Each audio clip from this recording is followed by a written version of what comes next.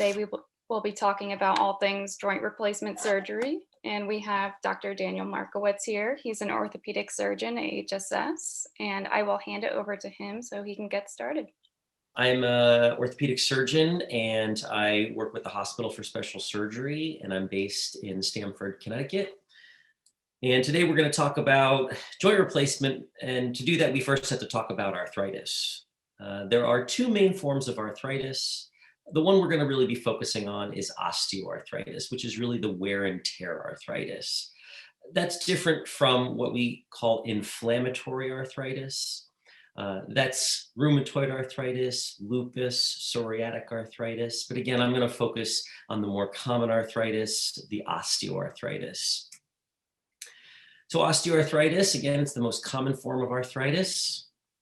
It's the thinning of cartilage in your joints that can result in the narrowing of the space between the bones. So a little cartoon over here showing the difference between what a normal joint looks like, what osteoarthritis is, and what rheumatoid arthritis is. In lavender or purple, that's the cartilage. And you can see it's a nice thick structure in between those two bone ends.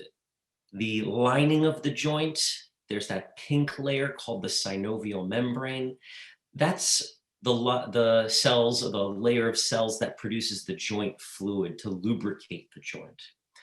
And in osteoarthritis, again, wear and tear arthritis, the cartilage is thinning. And that's that cartoon on the right where you can see the lavender or purplish portion of the cartilage is now gone. And bones are getting closer and closer together. Cartilage has no nerves and has no blood supply. So cartilage doesn't really feel anything. When you lose the cartilage, or when it wears away, the bone begins taking the stress more than the cartilage, and bones do feel things. Bones do have nerves in them. If anyone's broken their bone out there, you certainly know it hurts. And so osteoarthritis can hurt as well because the bones are now getting the brunt of the force when you're walking. And we're specifically talking about the hip and knee. Just really quick to touch on rheumatoid arthritis. I describe this kind of arthritis as not a wear and tear, more of your body attacking itself. And what we can see from this cartoon, yes, the cartilage is missing, but that red area, that's the lining of the knee that's gotten very thick. And it's almost like it's eroding into the bone and eroding the cartilage. So just a cartoon of the two different main types of arthritis and comparing that to what a normal joint will look like. So let's break it down by joint. So I'm going to start with the knee. So what is a normal knee? Well, when you see your doctor and they get an x-ray, ideally this is what you want your knee to look like on an x-ray. And what you can see is that there is a gap between the two bone ends. The bone on the top is the femur. The large bone on the bottom is the tibia. The gap in between those bones, that's where the cartilage lives. That's a good x-ray. Again, another cartoon just showing the cartilage in white and then osteoarthritis on the right side of that screen where that white portion is gone and the bone ends are exposed. Now, what's an abnormal knee? Well, this is an x-ray of a very arthritic two knees. So what we typically see on an x-ray is narrowing of the space between the bones. That gap that I said was a good gap that we all want to see, we've lost that with this x-ray on both knees where the bones are pretty much touching. So joint space narrowing is the main x-ray finding of arthritis. Bones can also develop bone spurs. Bone spurs in themselves are not a problem. They're just an x-ray finding that again supports the diagnosis of arthritis. And then finally, there are some other x-ray findings that we can see with more advanced arthritis. Hardening of the bone, that's called subchondral sclerosis. And then sometimes we can even see cysts inside the bone, again with more advanced arthritis. There are two main deformities of arthritis. As you can see, this gentleman here has a bow leg deformity, something we call varus.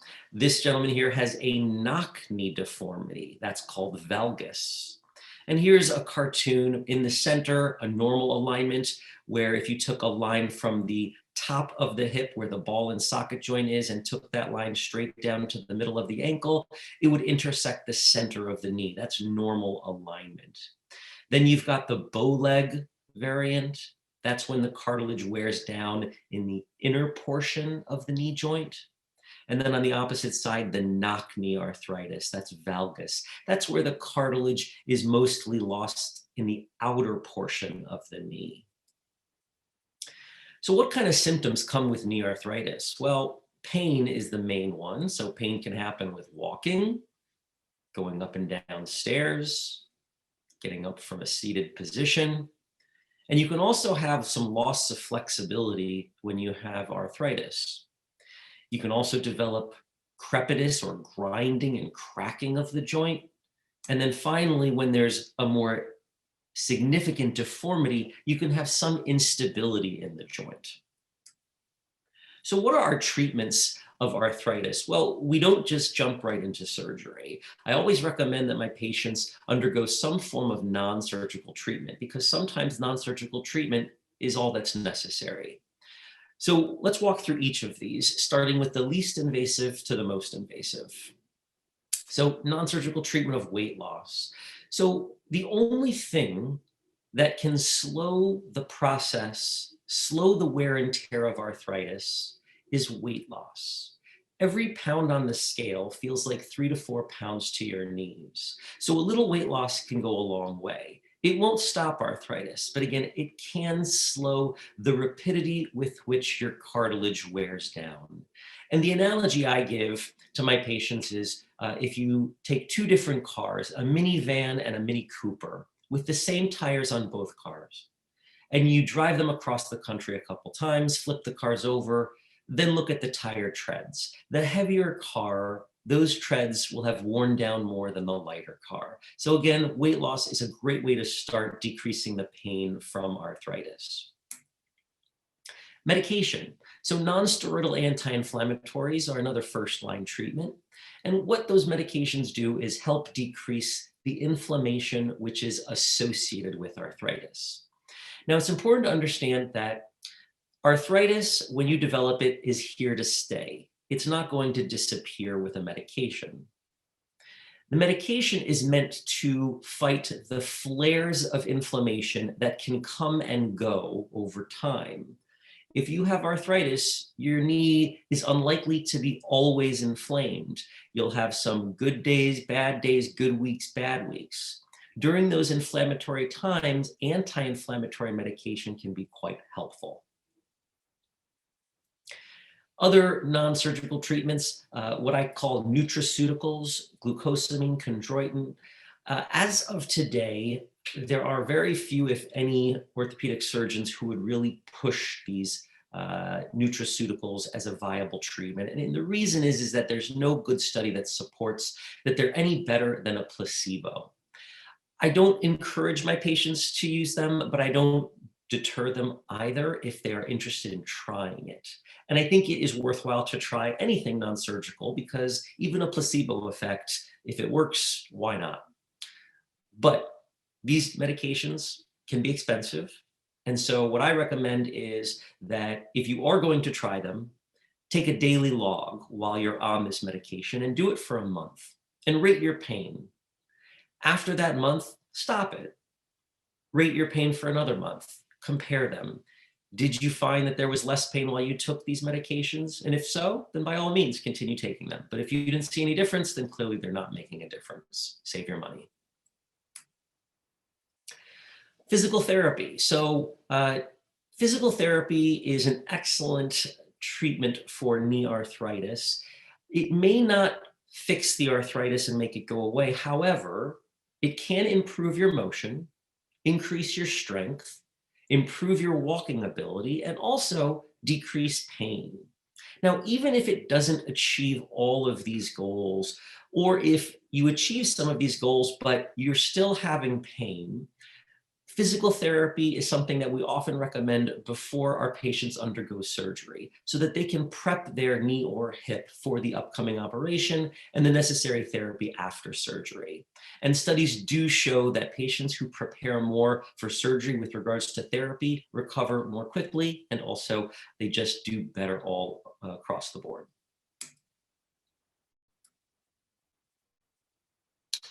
Moving on to more invasive treatments, injections. There are various injections. The first one I'd like to touch on is a steroid injection. So with medication, non-steroidal anti-inflammatories, or even steroid pills, if you take a pill, we're using the pill kind of like a cluster bomb. We're hoping that that pill hits the target. With a knee injection of a steroid, I think of that injection more of a guided missile, where we are giving the medicine exactly into the joint with the problem.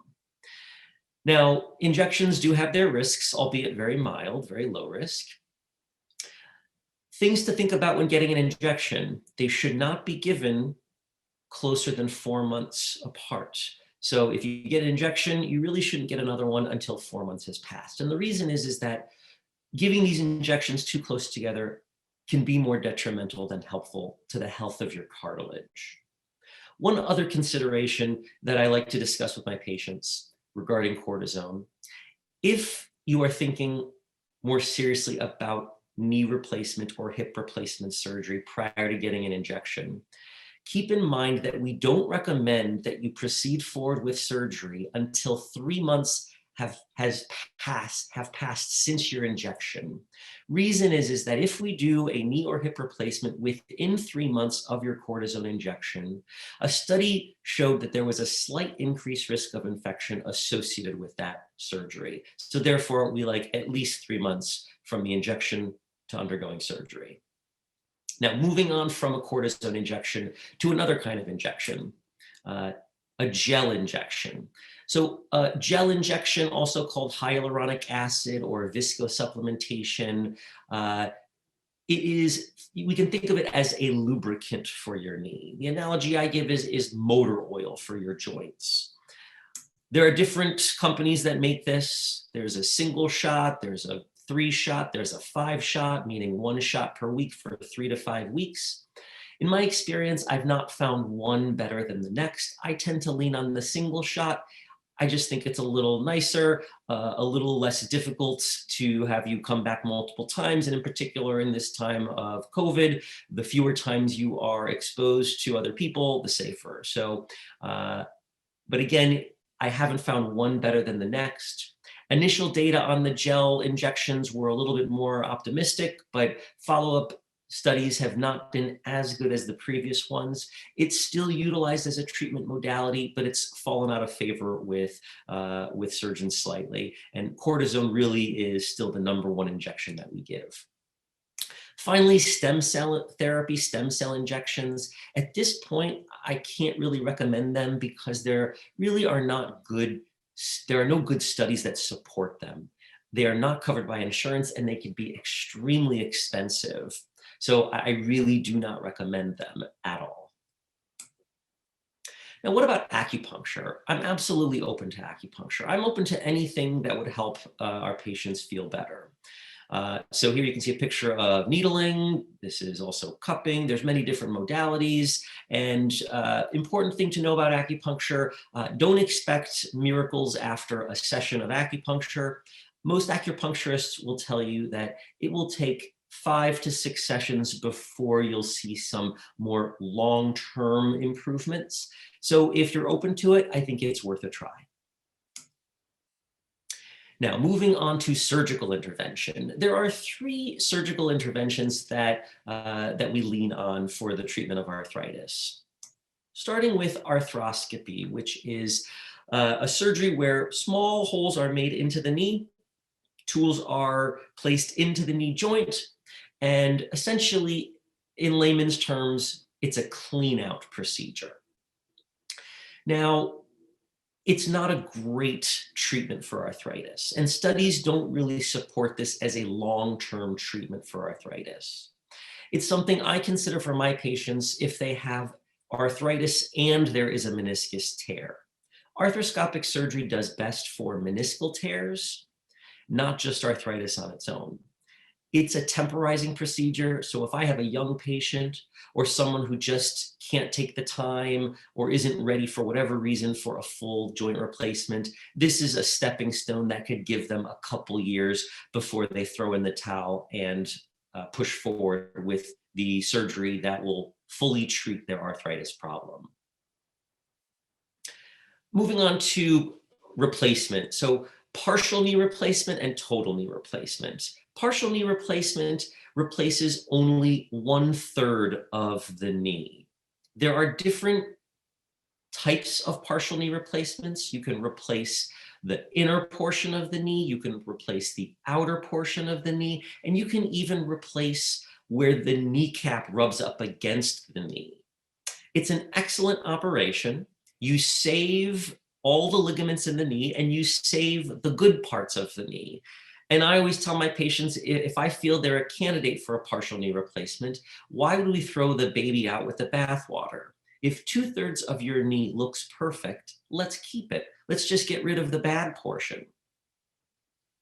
So there certainly are advantages to partial knee replacement. It is definitely a faster recovery compared to total knee replacement. There's less trauma to your knee, so therefore less pain. You also preserve all the ligaments of the knee, and there have been studies that look at patients with a partial knee on one knee and a full knee on the other knee. And these studies almost always show that the partial knee side, the patient says that feels like their knee, and the full replacement side, they say that's the surgeon's knee. They're still happy with both, but there clearly is a difference. Now, the disadvantages. So partial knee replacements, the long-term data is not as good as full replacements. There are a couple reasons as to why, but the main one being that it's a more difficult operation. You are looking at less of the knee, so there's less exposure, you have less visualization of landmarks, so that can lead to potential issues. So it is, again, a more technically challenging operation, but when done well, can be quite successful.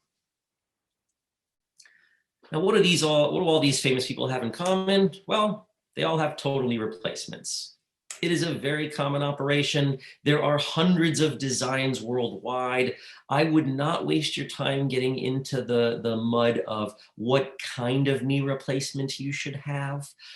They are all a variation on a theme in this day and age. And if you have a surgeon that you're working with, I would just defer to their experience, because the knee replacement that they'll be using, they are most comfortable with, and therefore it will be the best one for them to use for you. Some people may argue with me on that, but my argument back is 30 years ago, we were doing knee replacements using technology and implants that were definitely not as fancy as we have today, but they lasted just as long. And so to me, that tells me that it's not so much the implant that's the most important part, but rather the technique and the hands that put in the knee replacement. We could use the jalopy of knee replacements, and when performed well, meaning put in well with good technique, there will be a good outcome. But we could also use the Rolls Royce of knee replacements, and if that surgery is performed poorly, it will fail early. So the implant really doesn't make a big difference. So total knee replacement, it's an elective procedure. It's not elective cosmetic, it's elective in that your surgeon should not be telling you, you have to do this. This truly is a surgery of choice. This is not cancer surgery. If you don't do the surgery, your arthritis is not going to spread and kill you.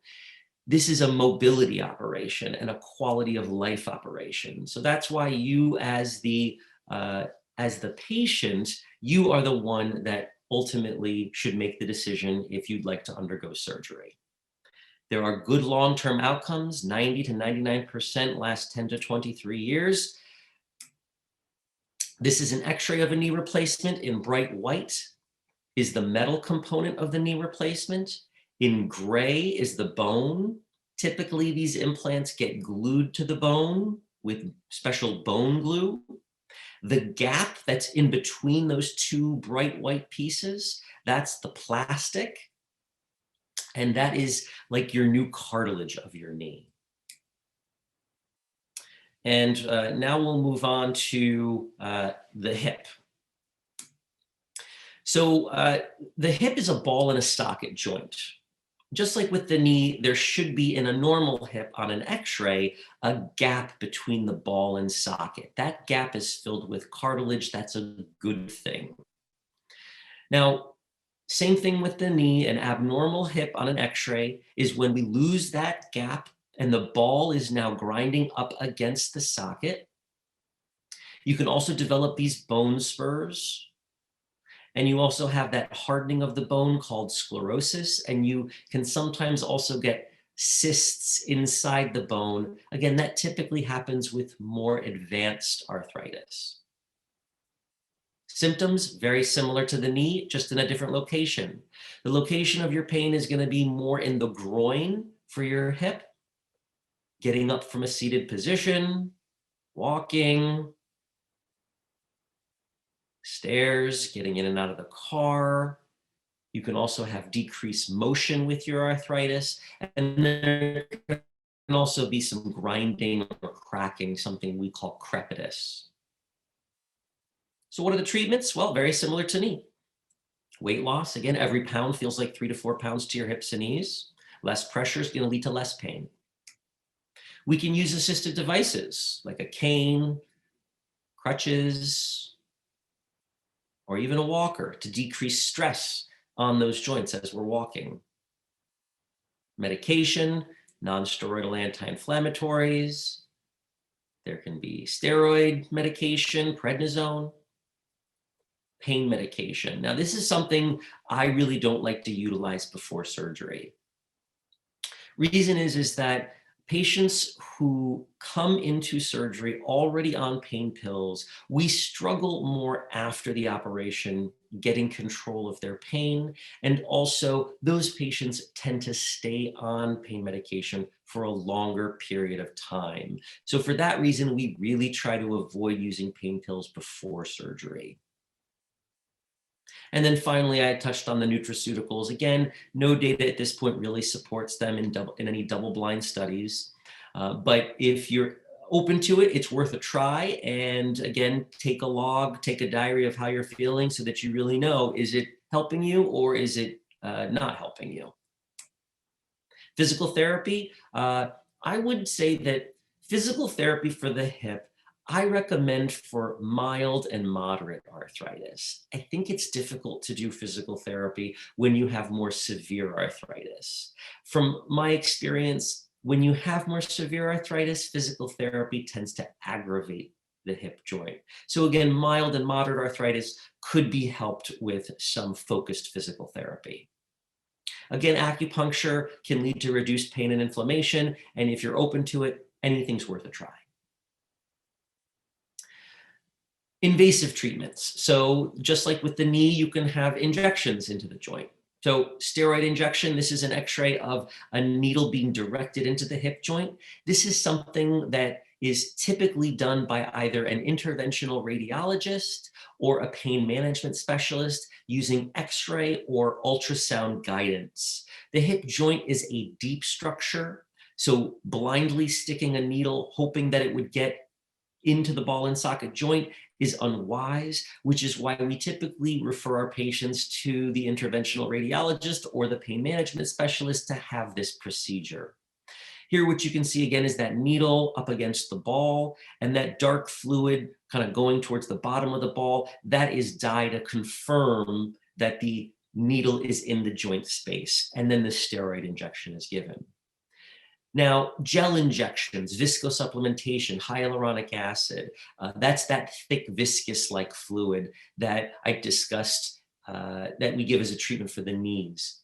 We really don't do it for the hips. The FDA does not approve it. Reason being is that the data on gel injections into the hips is quite poor. So it's not FDA approved. If you wanted to undergo that, it would be an out-of-pocket cost, something we really don't push because the data doesn't support it very well. And then finally, stem cells, you heard my opinion on those. At this point, really no place for stem cells in the treatment of arthritis. Hopefully in the future that will change, but as of now, definitely not a recommendation.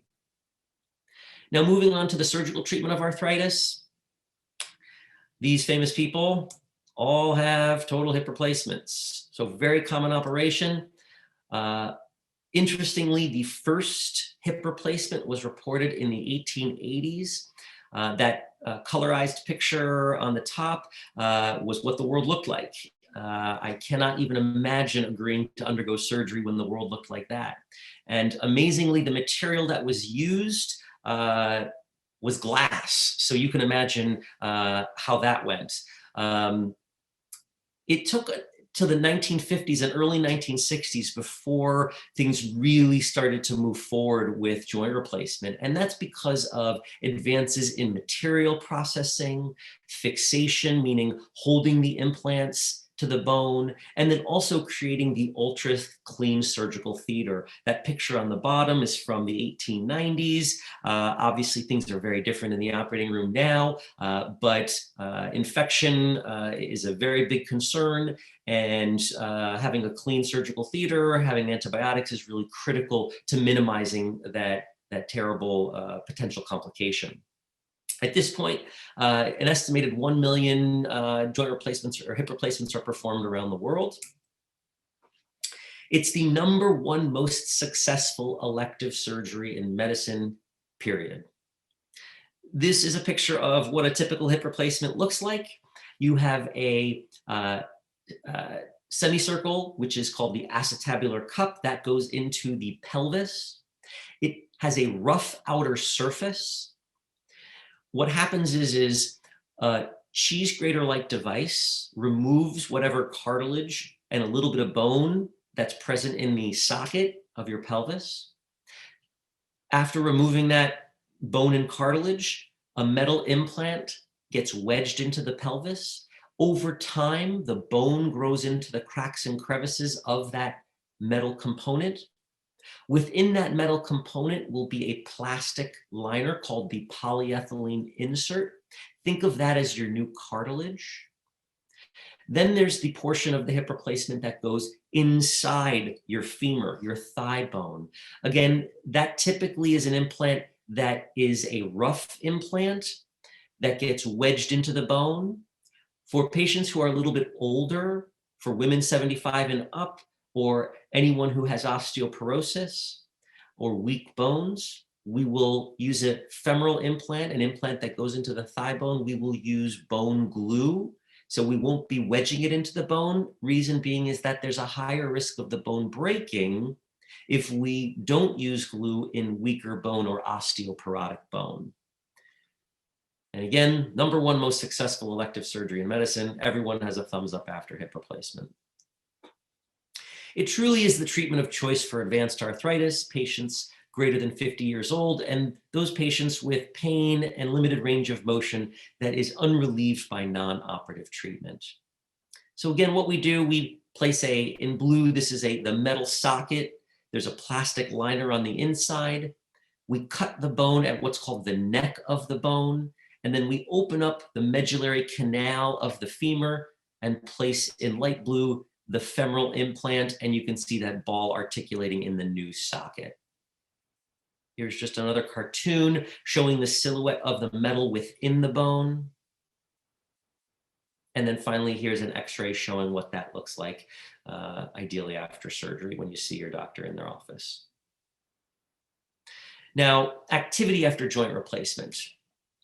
We encourage low impact, low demand sports, and we discourage high impact, high demand sports. So great sports after a hip or knee replacement: golf, any kind of low impact aerobics, cycling, bowling, croquet, dancing, any kind of walking, shuffleboard, swimming. Again, low impact is ideal to maintain the longevity, the lifespan of your joint replacement. Cross-country skiing, cycling, canoeing, hiking, rowing, again, all low impact. Even downhill skiing, if you've had some experience with it, we allow it, but we recommend avoiding moguls. Doubles tennis, not singles, too much running with singles, too much pounding on the joint. And then any weight machines are fine, and speed walking. Now, what are things that we don't recommend? Baseball, softball, that's a lot of torquing on the hip and knee, and also the running that's involved. High impact aerobics, just too much strain on that joint. It'll lead to earlier wear and tear and failure of the joint replacement, either the wearing down of the plastic too soon or loosening of the component from the bone, from the glue. Football is not recommended, gymnastics, handball. Basketball, again, too much jumping and pounding. Hockey, same thing. Volleyball, too much jumping, jogging, lacrosse. All of these are higher impact exercises, which we really don't recommend. Again, singles tennis, racquetball, squash, rock climbing, soccer, anything where you're running and pounding on it, not recommended.